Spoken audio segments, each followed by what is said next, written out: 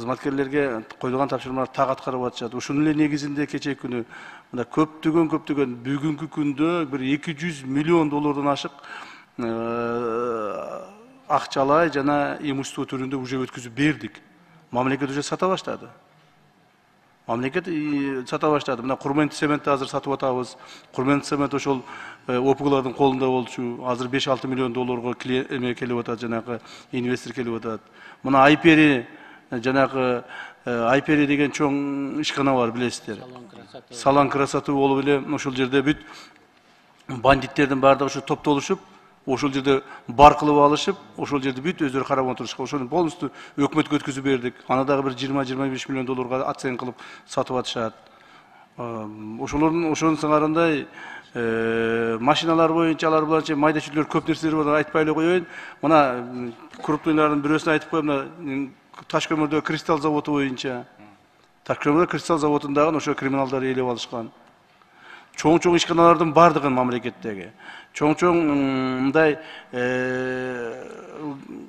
пайда алып келүүчү ишканалардын бардыгында долялары болуп отурушкандагы ээлеп алышкан. Азыр бүт баарын мамлекетке алабыз. Мамлекет ошолорду колдонот. Мамлекетке в общей сложности приблизительно на 1,2 миллиарда долларов имущественные и финансовые средства алып атабыз. Кечээ эле бир чоң ишканадан Көлбаевдин 10 миллион долларлык 10 миллион доллар финансысын таап чыктык. Мына кечээ алар чакырып, ошолор өздөрү добровольно өткүзүп беришти. Нак акчасын. Буга чейин дагы бирөөсү 15 миллион доллар өткүзүп берди. Ага чейин дагы бирөөсү 10 миллион доллар өткүзүп берди. Бирөөсү 12 миллион долларды өткүзүп беришти.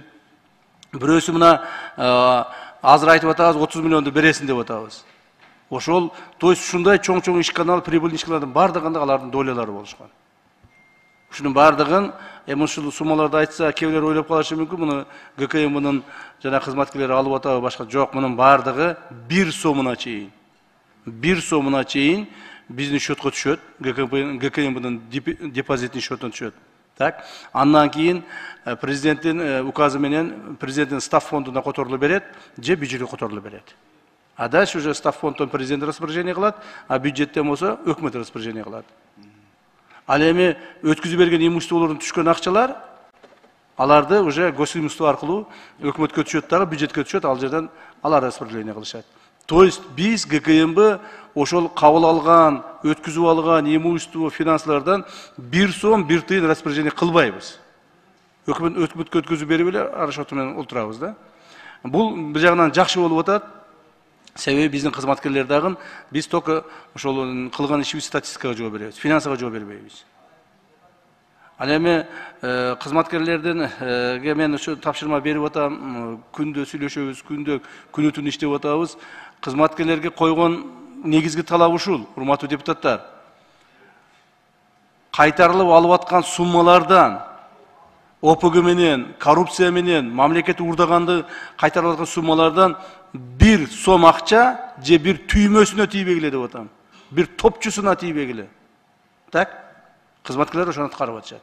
Аткарбаган кызматкерлерди жумуштан алып атам. Ачык эле айтайын, мына кечээ эле күнү, буквально кечээ күнү 3 кызматкерди жанагы по дискредитация жумуштан алдым. Себеби бирөөсү 28 000 доллар бирөөдөн взятка алып койгон, бирөөсү бирөөгө жардам берип, bir investorda 82 000 dollarlık akçasını biriga ötküzürüp berip koygan. Üçөөнү кызматтан алдым. Бирөөнү кызматтан снимать еттим. Ошолорду башкарып турган менин бир замыма, начальник главного управления, начальник управления üçөөнү выговор бердим. Если в следующий раз еще кто-то будет этим заниматься, все будут снять с работы. Так? Очень строго отношусь к каждому человеку, к каждому сотруднику. Никто не может отойти от закона. То есть наша работа, наша жизнь, наши действия направлены только единственно куда? Во благо страны. Другого выхода у нас нет. И бизнес сотрудники ошону туура түшүнүп атат.